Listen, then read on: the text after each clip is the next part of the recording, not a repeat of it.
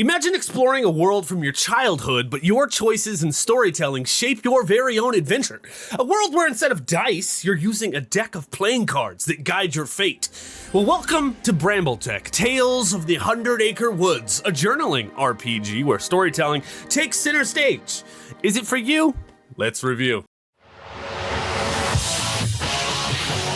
Hi, hello, I'm Turk, and welcome back to the Grouch Couch, where we do all different kinds of TTRPG things here, but today we're helping you decide if Brambletrek, a magical, heartfelt journey, is worth your time, or if you should just throw it into a misty hollow and never look back. Quick disclaimer though, of course, this PDF was provided to me by Cross Paths for the purposes of this review, but as always, that will not affect my opinions in any way, and they did not send me a physical copy for review or giveaway, so do keep that in mind. So, what is it? Brambletrek Tales in the 100 Acre Woods is a cozy, GM-less journaling RPG that can be played solo or with a small group, and it is set in a world of Winnie the Pooh. It was designed for solo play or small group storytelling, but this game is about exploration and emotions and discovery rather than big combat-heavy mechanics. What you're going to need to play this too is also really easy. You only need a journal or notebook, a standard set of 52 playing cards, and a character sheet. But let's talk about who made it. It was written by A.R. Swain, and it was published, of course, by Crossed Paths here in 2024.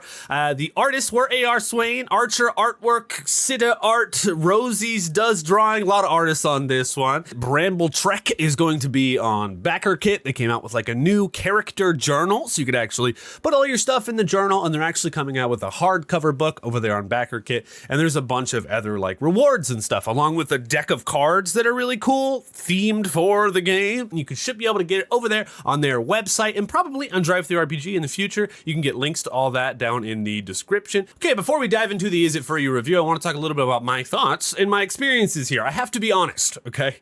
I was not originally even planning to review this game because I'm really not a big Winnie the Pooh fan. But then I started reading the solo rules and I was low-key blown away. The card-based system is so clever and it guides the storytelling. And it's honestly kind of one of the coolest journaling mechanics that I've seen in a solo RPG. This game really kind of feels like an introduction to solo RPGs done right. You know, if you're new to journaling RPGs or if you always wanted to try one but weren't too sure where to start, this is a very excellent entry point right here. There is also a Misty Hollow mechanic that I'll get into later, but it's one of my favorite parts of this book. It's a Misty Hollow system where you lay down like 8 cards like a dungeon map and you flip them one by one to create some dynamic, story-driven forest crawl. It's brilliant and it's something I can totally use for my other solo plays in the future. Also, I kind of want to give a small shout out to Eeyore the Barbarian. I gotta mention him because that's my jam. I mean, the idea of gloomy Eeyore just smashing through obstacles while narrating every moment with sarcastic depression is chef's kiss, and that's what I would play if I were to do this 100%.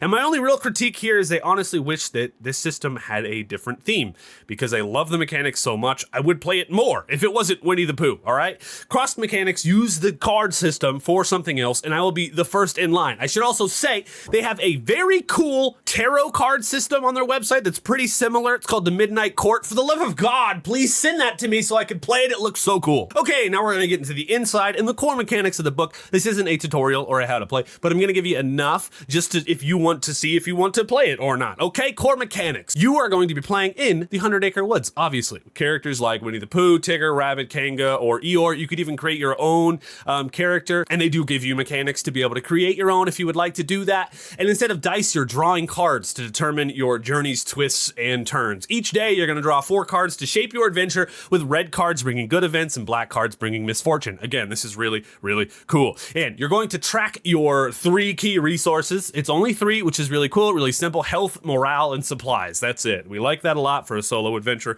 especially an introductory one. If any resources ever reach 0, your character is into serious trouble, all right? And combat is pretty simple here. It is kind of strategic, but you use initiative cards and tactic cards instead of complex turn orders. You're just drawing cards the whole time, and it's super, super cool, all right?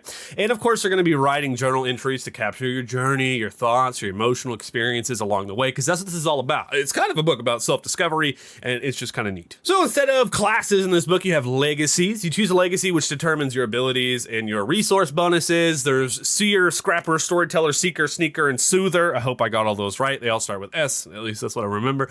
Each legacy is going to come with 4 different abilities, allowing you to, overcome obstacles in different ways, all right? It gives you different kind of bonuses and, like, unique abilities you can use once per day. Again, we're talking about card-driven exploration here, so red cards are positive events, like finding food, making allies, and doing special discoveries. Black cards are negative events, like getting lost, getting injured, running out of supplies. And the face cards are always combat encounters. And enemies have health points and attack moves based on the cards that you draw, and it's kind of cool because each enemy has its own, like, chart. When you draw a card, you reference their chart. It makes it super simple and easy to see what the enemy's gonna do. Honestly, these card charts for the enemies are very, very neat, very, very cool. I like them a lot. And of course, you defeat enemies, you get more items, resources, and then new encounters. Boom, bang, bong. And I want to talk about these roll tables, or these draw tables, okay? Because character quirks, NPC personalities, the story hooks, the artifacts, the random locations, discoveries, all of these really cool charts that they put together for every single card and color is just fantastic. It's so very cool. I wish it was in a different theme because I would be playing it right now. Okay, and a little bit of the outside. I don't have a physical book, obviously. Unfortunately, I don't have one to review, but the art in this thing, it's got a whimsical, hand-drawn kind of vibe, all right? And a style that captures the cozy fantasy vibe. The characters, the way that they redrew the classic Winnie the Pooh characters, it's just fantastic. The Eeyore art is, I really like the Eeyore art, okay? I want a pin of this Eeyore on my vest, right? Meow. But moving on, the layout's really clean. It's got plenty of room for notes, and you can easily reference all the tables in here. It's really clean and set out really nice, all right? If a physical edition does come out, I can already see it on their backer kit. It's going to be a hard book, all right? But I wish that it was like a spiral bound or like a booklet style, because flipping through something like that would be wonderful. So cross paths, think about doing a spiral bound book in the future. Look, this is a quick, short, and shiny review right here, but I really wanted to tell you guys about these cool card mechanics so you could check them out. But here's the final verdict, all right? If you love solo RPGs or want an easy, story-driven experience, all right, maybe with you and your kids or something like that, this is perfect, all right? I'm talking pros. You've got beautiful, simple mechanics with deep storytelling potential. You've got solo and group-friendly, again, for kids. It's a perfect intro into journaling RPGs. It's got creative little exploration systems, shouting out the Misty Hollow system. Very, very cool. And there are so many great draw roll tables, okay? The cons on this thing, though, are if you don't like Winnie the Pooh, this ain't your jam. But if you love solo journeying RPGs, then Brambletrek is a gem. All right, if you're on the fence, just give it a shot. I suggest that you do. And thanks for watching. Look, hey, you can check out our Discord for future giveaways that we plan on doing of other books that I ended up reviewing, and you can follow us on socials and let me know what's up. Did I miss anything about this? Do you have thoughts about this system? Please leave them down there in the comments below, because this series is all about us nerds informing other nerds of what systems we should play or should not play, all right? And I just want to show you guys whenever some cool releases, even if it's off the wall and not what I expected at all. You know what I mean? I've been Turk. Thank you so much for taking a seat on the couch. Roll initiative and join us for a little while. All right. See you later.